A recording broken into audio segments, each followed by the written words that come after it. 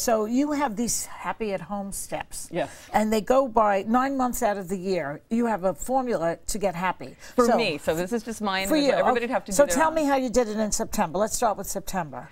Well, with September, I wanted to start with energy because I figured if I had more energy, I'd be better able to face everything. So I thought about how I could have more energy by getting more sleep, by getting a little bit of exercise, by doing anything I could. Energy was your goal for the month. Right. So you concentrated on that only. For that, and set myself some specific resolutions, like really concrete things that I could do every day.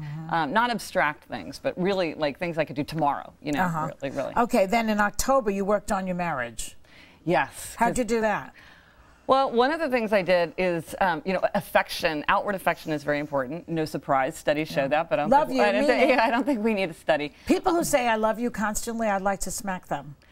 But, you know, like you're not a fan of that. That came out of such a happy place. But seriously, I can't take it. It's constant. It's like a Tourette syndrome. Illness. I love you. Everything. I have some coffee. I love you. Right. Too much for you. Too much. Okay. So it has to come from a sincere place, and you don't want to make yourself less happy by working on your happiness project. But one thing I realized for me is, like if it's not on my calendar, I don't do it.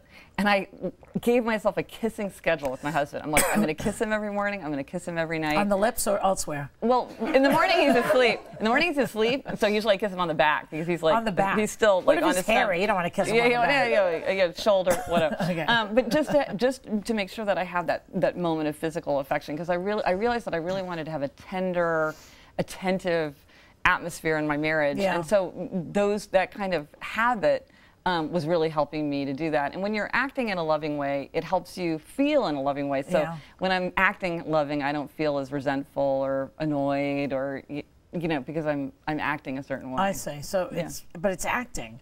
Well, I mean, I'm behaving in a certain way. But it's funny, a lot of times if you act a certain way, you change your emotions and you feel that way more yourself. So if you act friendly, even if you're feeling shy, or you act like I know that's a good tip. Lighthearted. Just try it. Just try it. Right. Yeah. I agree with that.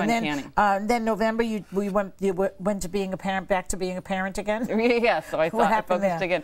Well, a lot of things about just feeling, especially thinking about my children's time, and you know, as a parent, you have a lot of influence over their time. So I decided I really wanted to guard my children's free time and made sure that they had enough time to play. And I didn't get into that whole over-parenting, over-scheduling thing. That make was sure good. that No tiger mom Yeah, behavior. exactly. It's tempting. So if you put it all together, you should be happy unless you're psychotic.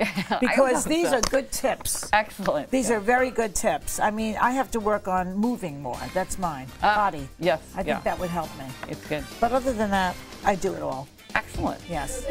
Don't I?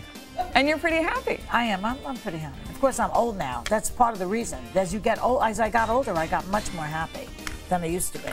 But not less angry.